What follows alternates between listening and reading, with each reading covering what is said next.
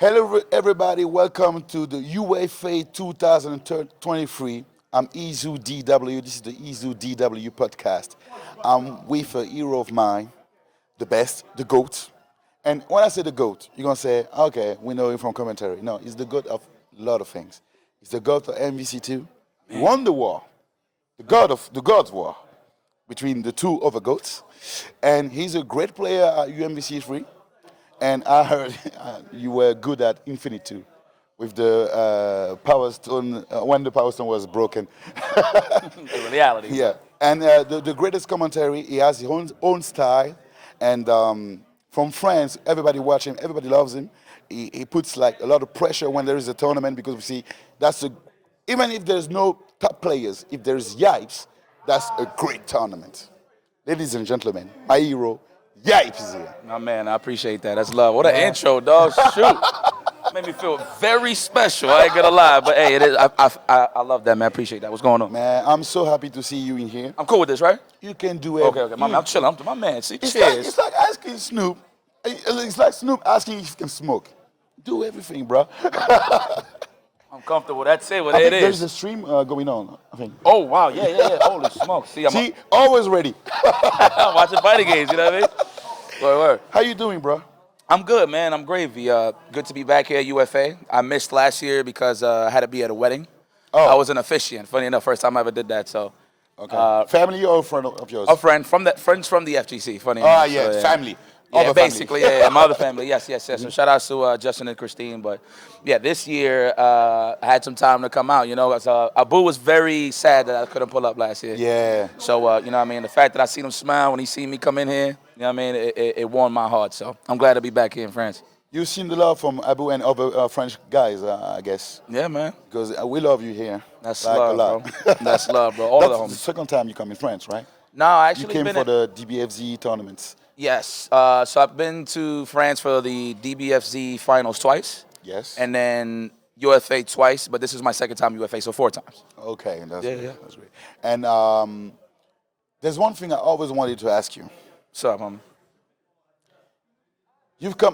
I've seen you on MVC2, right? Mm-hmm. You transitioned to MVC3, right? Mm-hmm. Why did you stop? Well, man, great question. All right, so for people that don't know, well, I ain't retired. Let's put it like that. I'm just taking a break. But I did not stop competing since 2003, since the arcade era. All right. So all the way from 2003 to, I think, the beginning of 2015, I believe, or was it 2016? I think 2015. And this is towards the tail end of 2014 going to 2015. I was sponsored that whole year from Steamco at the time. Okay. So I just took it as like a last hoorah, just to take a little break, because like I never took a break for myself. Like I literally committed my whole life to the FGC. Yeah. So from 2003 all the way to 2015, I just got to that point where I was like, man, I really need a break. It's a mental break because, you know, being a competitor, it's the most. Taxing. Yeah, it's the most fun thing in the world, you know what I'm saying? Especially when you want to fill in that void of competition. But, you know, at that point, you know, anxiety kicks in. You know, you get older, you know what I'm saying? You're dealing with a lot of stuff in life, so, like, that adds on to the anxiety. Yeah. So I couldn't really focus how I was focusing before, you know. And obviously, you know, I'm a grown-ass man, so I had to focus on things like health and a couple of other things, you know what I'm saying? So I just needed a break for myself for just mental health sakes. Oh, okay. Yeah, so that was about it. I can But understand that. I have competed here and there ever since I stopped. Like last year, I got top 8 in DNF at ECT. Oh, really? Yeah, that was my last actual Before I say congratulations, I'm going to ask, who do you play? I play at Kunoichi. That's the girl. That's the flame girl. She throws all the flames. Kunoichi. Oh, the ninja. Yes. Okay, Yes. she's mid, kind of low. Okay.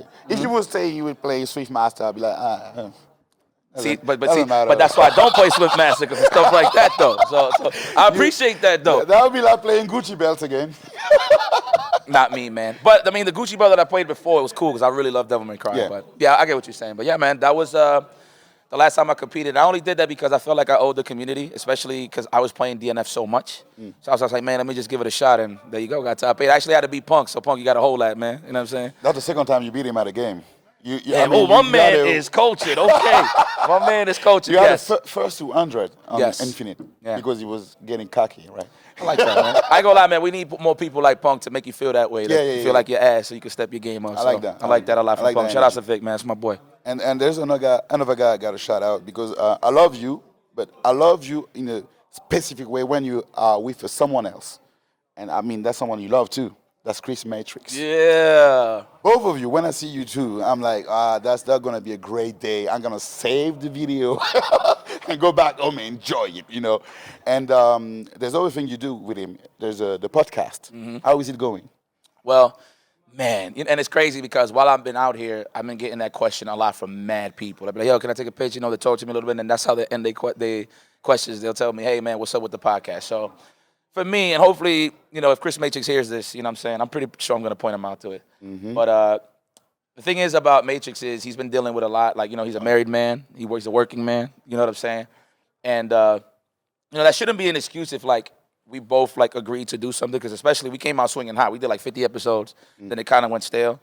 But, you know, I feel like he doesn't have that same urgency as, like, me and my team to keep the podcast going. But I just feel like he has a lot of distractions.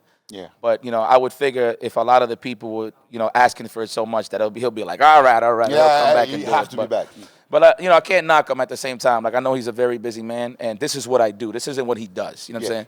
Like, how I do it. So, you know, with that being said, it's on him, really. Like, when we was on, you know, the momentum side making the podcast, it was great. But, you know, it slowed down due to the fact that he just stopped doing it with us. So hopefully he gets motivated and get involved with us because, you know, I just like talking some shit with the homie. You know what I mean? Yeah, we have to love That's to hear it. you talk some shit. And Chris Matrix, if you hear this, we need to see you back. There's other things too I like to ask about the voice adventure. How did it come about? In terms of like commentary and stuff like that? Yeah, because do you grab the mic one day and say, I'm going to kick it and just did it? Or there was something that you wanted to do, you learned stuff? How did it come? Did it come about? So I come from New York City. All right. And we're pretty efficient in talking shit. And aggressive. Yes. Even the women, bro, like they very aggressive out Especially there. You know what I'm saying? It could be a turn on, maybe not. You know what I'm saying? But it is what it is. Pick your flavor. But no, back in Chinatown Fair, when we do money matches, it was like first attempts for 100, whatever the case is. So like if I would put a bet on like my boy Desmond Executioner, you know what I'm saying? He goes up against like Josh Wigfall or something, right? I would be on Desmond's side and I'm just talking shit. You know what I mean? So in essence of just watching how the match is going, I'm literally just pointing it out like, oh, man, stop calling the sis, asshole. Or just stuff like that, just talking mad shit, right? Now, in terms of really like grabbing the microphone, it was back in my Empire Arcadia days. We used to run a tournament in the Arc for people that followed back in the day. We used to do in-house tournaments until we found a venue. And there were 2 microphones there, man, and I just picked one up. You know what I mean? And Lee Chung was there, so people actually don't know this. Lee Chung. Yeah, my first actual, shout out to my BFF, my first actual partner in crime when it came to commentary was Lee Chung. Oh. People actually don't know this. That's back in the days. That's back in the days. This is 2009. So, like, he pulled up one time. Like, he would just come to the arts to just get games of Street Fighter 4. This is when Street Fighter 4 was, like, really hot at the time. At the beginning of Street Fighter 4. Yes, at the beginning of Street Fighter 4. So, I got to know him just off of competition. Like, I didn't know this dude from a hole in the wall, but, like, I saw he was cool, you know. Your regular old New Yorker, Timbs and all, you know what I'm saying? He was just so cool, man. I was like, man, he's actually one of my best friends. Like, I'll take a bullet for that guy, you know what I mean? So, but yeah, and then he was there, and, you know, you can always tell when a guy is funny, he's very charismatic. So it's not like it was something like, hey, man, you want to jump on the mic? We was, you know, a little inebriated, right? And then we just both seen the microphone, we just jumped on, we just took the mic. And there it is. So I started commentating on that. So what people don't know is, on top of that, I make a lot of music as well. So I used to do a lot of like rapping and stuff like that back in the day. And so I always had that projection in terms of like how to speak on a microphone and stuff like that naturally. And that's why you have because a lot of commentators, they don't give their opinions. And that's something you do. And I like that about you because a lot of people, when something is whack, they don't want to say it's whack. And you have another thing you do, like if the match is over, it's over. Like, man, it's over. You won't win this. Yeah. You take that risk, and I like that about you because you opinionated about your commentary. And I mean, you have a way to do that. It's kind of like battle rap. Yeah. So you provoke the guy, but he's still kind of respectful in Exactly. some type of way. Because that's the respect of the competition, right? You have to, and I love that about you. And there's other thing that I really like. You said you were doing you were doing raps. Is that where that, that's something, how do you say that? Your general culture about music and movies, that come from that because you're really knowledgeable about music. Every time you will Chris Matrix, you're gonna quote a line in a movie and sometimes in the music too. Yeah. Is that something you still pursuing the rap career? Well, if I should say.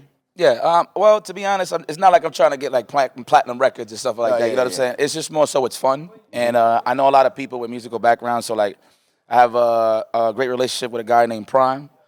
Big shout out to Prime. Rocked him as Prime. He owns a studio out in New York City. It's called Levels Recording Studios, and that's where we actually do the podcast at.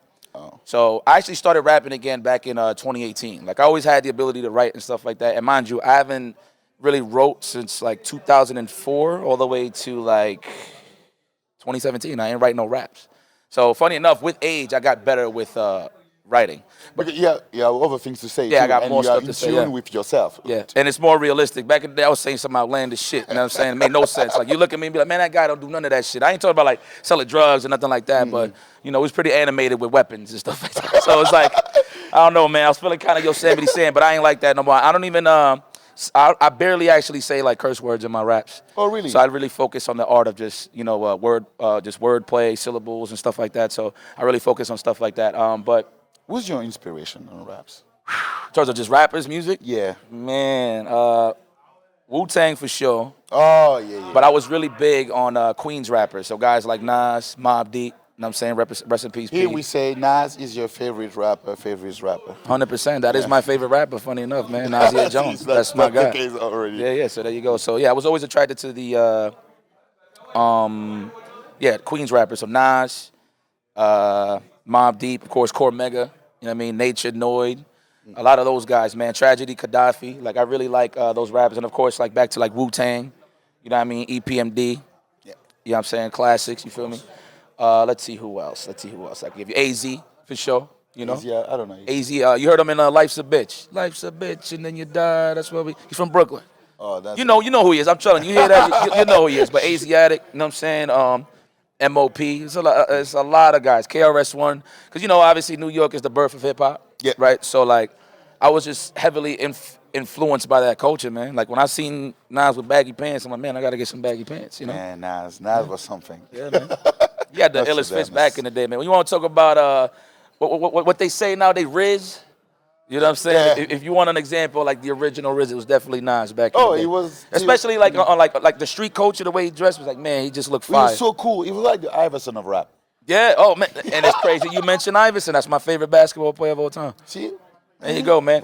So just to give you a little lore, that's the reason why I do my hair, is because of Allen Iverson. Oh, really? Yeah. That makes sense. Yeah, man. That's why I grew my hair. I'm like, man, that looks so cool. I need that. I mean, with age, it pulled my forehead back, unfortunately, but it is what it is, though. I'm comfortable, so. All right. Yeah, man. And there's something I always say in fighting, and we're going to go back to fighting games. I was like saying there's three schools, right? There's a school of mind games, I say technical school, and a school of execution. Mind game is like knowing your opponent and know how to play with him. Mind tricks. You understand it like quite simply. Technical side to me is like the way you position yourself, like Daigo. Always at the right position, right distance, and playing with the tool set of the games, like V-Trigger, X-Factor, things like that. And you have the execution side, like people like Sakonoko, you know. And what do you think about these three schools? Do you think it summarizes perfectly fighting games, or do you think there's other school we could add up? There's a follow-up question to that. Yeah, you're talking about like at school, like certain tactics, if you will, right? Yeah, like certain styles. strategies. Yeah, I mean, right now, what I love about fighting games is always evolving, and it all depends on the fighting game that you play. So you have to evolve a certain way. So for example, like just to touch up on what you said, like, you know, you got V-Trigger. Yeah. You know what I'm saying? Stuff like that. Like, well, I'm not even say V-Trigger. Let me use Daigo as an example in terms of positioning. He always going to position himself in a good spot, and that enhances depending on the game that he's playing. You know what I mean? So obviously, for example, V-Trigger, that was like the most scariest thing in the world to deal with, because if you block it and it was V-Trigger, then you had to deal with some shenanigans. But a good chunk of that time, he would be in positions where he wouldn't put himself there. You know what I'm saying? So it all depends on like the type of game that you play. You know what I mean? But that comes with evolution of the player. You know what I mean? But fighting games right now is like forever evolving in terms of strategies, in terms of how you think. You know, because at the end of the day, it's a 2 out of 3, 3 out of 5. So you got to make like the best possible decision. You know what I'm saying? Because you don't got that many games. Because a lot of people, you know, especially with egos, will be like, man, first to 10, I'll beat you. Cool. That's cool and all. And I respect that because, I come from that era. But it's all about how fast you can adapt in a 2 out of 3 or 3 out of 5. So just to point out what you said, yes, those are pretty much like the elements of hip-hop, if you will, from what you said. Yeah. So, I mean, I feel like there will be more classifications like that in terms of like styles because, again, fighting games is evolving. So it all depends on like what game is it that we're playing, you know? We have your inspiration when it comes to rap. What are your inspiration when it comes to fighting games? Fighting games. One of them for sure. I would have to say my number one is Combo Fiend. Combo Fiend. I heard you talk about it recently, right? Yeah. So the thing is, he had a really good Spencer. I know him from UMBC3. Yeah, no, respect. So I bumped into Combo Fiend through SRK. There was a video that I saw. No, actually, no, not SRK. IRC. Man, that's throwback. IRC. They used to release like videos there because back in the day we ain't had no YouTubes or nothing, so you really had to like dig deep to find the tapes and stuff like that. And mind you, the way we delivered it was, you know, we recorded on VHS, you know, rip it off, and I'm saying put it on the computer, and then you know you put it on a server somewhere and they find it, right? So for Combo Fiend, I remember it was a tournament called Midwest Championships back in the day. It might have been before that, to be honest with you, but it's the same timeline. I just seen him play Magneto, Sentinel, Iron Man, and he was doing the most flyest combos. And mind you, as I got good with the game, I'm like, oh man, those are some whack ass combos. You know what I mean? But at the time, it was so inspiring, and then the way that he played was a bit disrespectful too. Like when I got hip in terms of like understanding people's play styles, and I go back to it now that I think about it, it was pretty disrespectful. But yeah, it's just so that was back on NBC2. Yeah, back in NBC2. This was 2003. 2003. Right, man, that's a long time ago. Yeah. So I seen that video, and I was like, man, Magneto is so freaking cool. Magnish. And then I always followed him. And then as crazy as I dug deep with Combo Fiend, and I found out that he just plays mad games. He's just talented in like every game. So when I seen him play CVS2, like Terry and stuff like that. I never. Okay. Yeah, I was like, damn, this guy playing some like. I can't even say outlandish shit because at the time I didn't know what was tiers. You know what I mean? I just figured, you know, everybody's picking the same characters. He's got to be the strongest motherfuckers in the game. You know what I'm saying? Yeah. But yeah, it was Combo Fiend, dude. And then this was even before I got introduced to Chinatown Fair. You know what I'm saying? So like the first guy that I seen was Combo Fiend, like on the top level at the time. Yeah. Okay. So Combo Fiend, that's my guy. And when it comes to commentary? I don't have no favorites for real. Like in terms of, I never had a. It's hard to say because you are among the first. Yeah, pretty much. Pretty much. I don't really have no like reference in terms of like who I learned from. You know, to quote Ultra David, he feels like there's 3 styles of commentary. I think he said, Artosis. Was it Rockefeller? I'm not too sure. Rockefeller was like one of the first commentators ever. Rockefeller. That's his name. He used to do like kind of podcast style. Yeah. But he would commentate matches that's going on and stuff like that. So. Yeah, it was pretty laid back, you know, and then me. He said there's like 3 archetypes.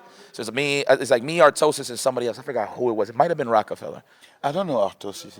Artosis, I think he comes from. Correct me if I'm wrong. Please educate me. I think it's Dota or like. Oh yeah. StarCraft. It was like one of those games. It's like one of those old school games for sure. But yeah. So just to answer your question, I never really had no influence in terms of. Is there a style that you prefer? A style. Man, you're asking a good question. As a spectator, yeah. Yeah. In terms of styles, I just like laid back. Like it's cool to be analytical, but it got to be a balance in terms of when to be super analytical and when to be playful with the crowd. You know what I'm saying? Because I feel like if people just stick to analytical style, I feel like it's going to be boring. And plus, on top of that, it's a certain way you got to be analytical, right? Because right now we're in an age where we're trying to bring more people into the FGC because this is a beautiful culture. So you don't want to scare people away. We're like, oh my God, -5 this, -10 that, whatever. You just got to explain it a way where a casual viewer that has nothing to do with the FGC, that they see it, that they get inspired, like, oh my God, this is fire. You know what I'm saying?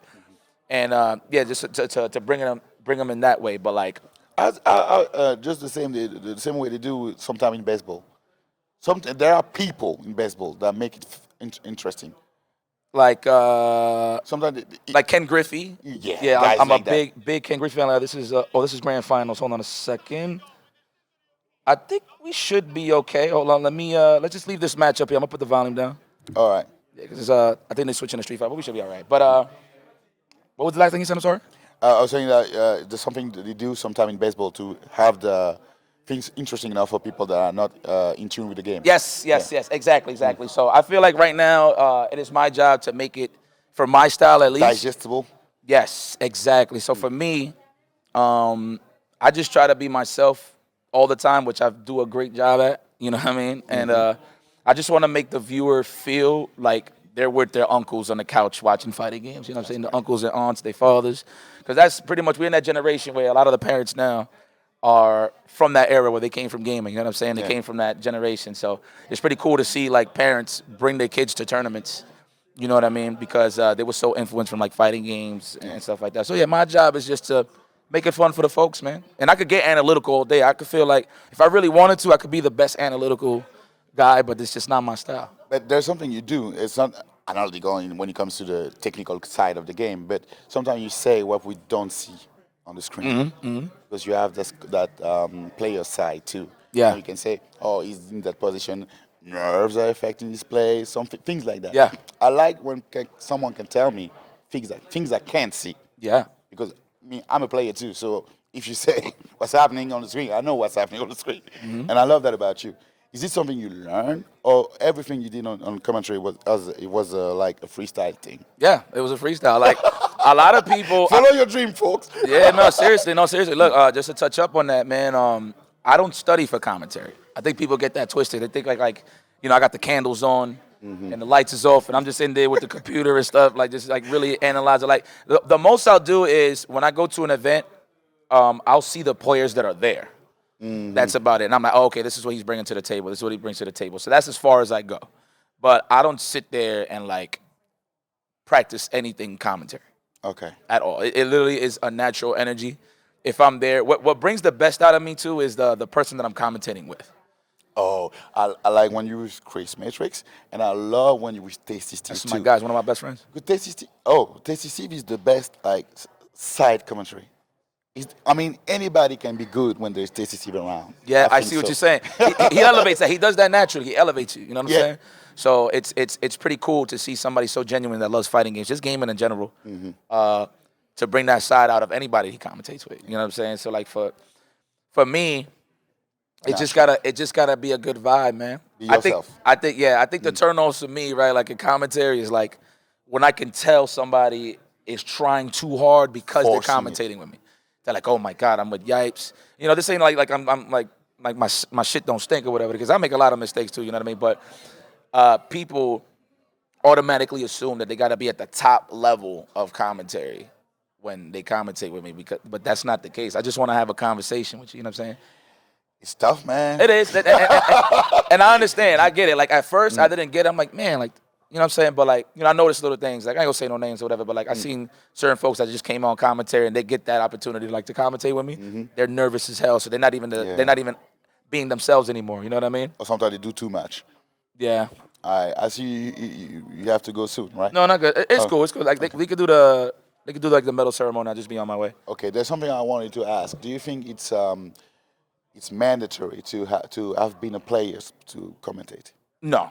Definitely helps, but no. You just gotta, if you're gonna do it, just make sure that you are very familiar with the game that you're talking about, and just know your history, man. Like, I think it's very important to know your history of fighting games so you can see where we at right now, and it gives you more of a clearer vision of like, oh, okay, I see. And I mean, like, in terms of like how the games have developed, like in terms of neutral, the fundamentals, you know what I'm saying? Like, if you could grasp that and like really play the games that you play, you could be at a casual level, but just be good enough to be like, all right, I'm confident to talk about another person's gameplay. You know what I mean? Because me, like, as the player, I could see all the nuances of like what a player's going for and whatever the case may be, right? Oh, going through. Yeah. So it makes sense for me. It's easier for me to break something down on that end. You know what I mean, as a player. But no, just to answer your question, no. You don't have to be like a professional, win championships, stuff like that. Nah, you just got to really be in tune and just be involved. That's it. All right. That's great. And that's funny because you did it in freestyle and now you're a star that people have to study. But I always say, even though you're my favorite commentators, right? I feel like nobody should try to follow your path because that's not something you can learn. That's something you can be. If you're not like that, don't try to do that. That would be whack. I don't like people forcing it. Yeah, man. Sometimes you like, that's your personality, right? Not like that, don't try to do that. That won't work. Yeah. And that would be bad. I hate when people try I see when someone is trying to emulate that energy, but it doesn't have that energy inside. That's not real. Yeah. Sometimes, if you want to start with this, start by learning the nuances, what's going on the screen and off the screen, like on the player side. If you can see the player, that would be great. Sometimes you can see the player, you can see the hands, you can see the way he's positioning himself on the chair, and try to play with that. And sometimes what you do that lets you have room to breathe and think, you talk about other things. That's where you bring the movies, you bring the lines, and I'm like, that gives you space. Exactly. Exactly. Gather your thoughts. Exactly. Try these techniques. These are real techniques. Yes. But the Yipes way, nah, be your own way, bro. Yeah. Because it's just so much you could talk about fighting games, man. Like, yeah, I could be there all day, you know what I mean, talking about a match. Then I'll be a little analytical. I'll break it down a little bit afterwards. But, like, people can't expect me to, like, keep commentating about a game and there's nothing going on the screen. You know what I'm saying? So, like, that's why, you know. Real. Yeah, so I'll find, like, you know, little pockets and stuff like that and just talk nonsense, bro. Because that's what I do with my friends. You know what I'm saying? We could be at a wedding or a funeral, but, you know, just to change the vibe a little bit. You know what I mean? I'll just be a clown. You know what I mean? That's it. So, yeah, man. So it definitely worked out for me. I never really looked at it as a style, dude. It just naturally just comes to me, man, and I'm blessed. And what makes it fun for me is I don't look at it as a job. That's great. Yeah. I don't look at it as a job. Like, it's not like I'm looking like, man, what's my next paycheck, whatever. You know, people hire me, they hire me, cool. If not, that's okay. I could do it myself. I have my own tournament series, you know what I'm saying, with can opener. So I gave myself my own lane to do what I love, and that's just talk shit about video games. You know what I mean? So that's when you win the game of life. yeah, man, I appreciate that. I'm very happy where I'm at. Obviously, I could do better. There's a long way to go. And even though I commentate at a high level, there's a lot I could still learn. You know what I'm saying? Now that I'm more conscious about it, like, okay, we got kids watching now. You know what I'm saying? We got parents that probably see me like, man, this guy's talking some wild shit. I'm covering my child's ear. You know what I mean? But so I take things like that into consideration. I'll be like, okay, let me clean it up a bit. That's how, if you notice, like, if you watch me back in the day, I was saying some wild shit. You know what I'm saying? You grew like Charlemagne the God. Yeah, man. Oh, man. I was wilding, bro. I was wilding, you know what I'm saying? But that's just how it was at the time, right? But, you know, with a lot of things being very sensitive now. In the global side, it's like we can't do that, you know what I mean? Respectfully, you know? And it's not like I would say something outlandish that I was like disrespectful. In hindrance? Yeah? In hindrance, is this something that is really bothering you? Like how social media is and stuff like that? Even when you have to come in and watch what you say. No. It's just, you know, it's just something you have to adapt to. It's just some grown man shit. You know what I mean? At the end of the day, like, you know, I'm 36. You know what I'm saying? So I want to be seen a certain way. I wanted to do you a Kevin Hart, right? They'd be like, damn. Yeah. Now mind you, right? Man. I'm like thinking back right now. It's just crazy, like how far I come. Like you got me here really thinking about it, man. So, but yeah, man, I just have a responsibility, especially I feel like the FGC's on my back as well. So I just have to represent that in the best way I can. Just you know, so everybody can be proud of me. You know what I mean? And I say that for the people that actually give a shit about the FGC. When they you know look at me and they see my work, they feel comfortable that I'm pushing that FGC forward. Yeah. So I'm very happy about that, and I'm grateful to be like, not necessarily a pillar, but just a leader. I hope you enjoy it when you come in here and you feel that energy. You see that even, I mean, that have to be something. You come to France and people are like, oh yeah, I'm happy to see you. All right, we're gonna go with the last one. What are the games you most anticipating right now? Man. Let's give us Marvel 4, bro. Stop playing with us, man. This is like Half-Life 3. The game will never come out. Bring that shit out, Capcom. Come on, man. And they know this too. I've been giving them shit for years, man. What the fuck is wrong with y'all, man? You know what I'm saying? Is there some discussion about it? No. Nope. It's dead in the water.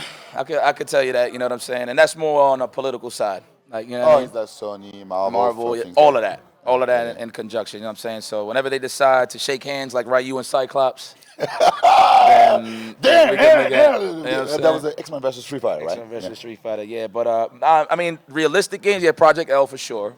Never really rock with Tekken 8, but I just want to see it because it's such a global phenomenon in terms of, like, what Tekken 8 does so well right now, Tekken just in general, like the World Tour, they do a great job at actually having it as a world tour. So like you see random like from Spain, I've seen like Brazil, I've seen all parts of the world, and they like really on key with that theme of world tour. You know what I'm saying? Yeah, they do it for real. Yeah, like it's fire. Like not to say that Street Fighter don't do it or like Dragon Ball, they do it, but like they do it a little bit. I wouldn't even say a low level, but they like keep it short on the list in terms of where they got to visit. Yeah, they don't go deep enough. Yeah, but TWT, they all over the place representing that. So that's why that's how I found out about the Middle East. You know what I'm saying? You know, Pakistan, they so strong. I didn't know those guys was ridiculous like that. That's so great. Yeah, you know what I mean? So like stuff like that really helps educate you about what the FGC looking like. You know what I'm saying? Outside of, you know, the United States, EU side, you know what I mean? Japan, the Asia side, you know, so yeah, man. On Project L, that will be the first game where all the other fighters, because sometimes you are Tekken player coming to Street Fighter player coming to DBFZ and all that. That will be the first time we have a neutral game, and all the players can come around, and you know we're gonna see who's the best. Which community do you think will be the best at Project L? Come on, man. I would say Marvel, but some say the DBFZ Come on, man. fighters. Well, I feel like here's the thing. I feel like Dragon Ball players' info is heavy from Marvel. Mm-hmm. You know what I mean? So I feel like just naturally because we don't call it like a Marvel style game. It's just a tag game. Yeah. You know what I'm saying? So I feel like the tag fighter players, they're gonna definitely whoop everybody's ass. I feel like. I'm scared already. So yeah, I feel like that Echo Boy. Yeah, man. All right. Anyway, thanks for everything, Yipes. I'm so happy to see you. For sure, man. Sorry to cut it short, brother. No problem. I'm just happy. I want my game of life. Having tasted even you and to know that you're best friends too. Yeah, man. That sounds great. That's what the FGC is about, the other family, like we said. Mm-hmm. So thanks for everything. Yeah, man. Thanks for what you do, and I hope you enjoy it too. I will, man. Thank you for having me. Yeah. So that was Isoudw straight from UFA 2023. I was with my man, Yipes. The best, the GOAT. You already. Have a nice day, folks. Hell yeah, man. Keep it going, bro.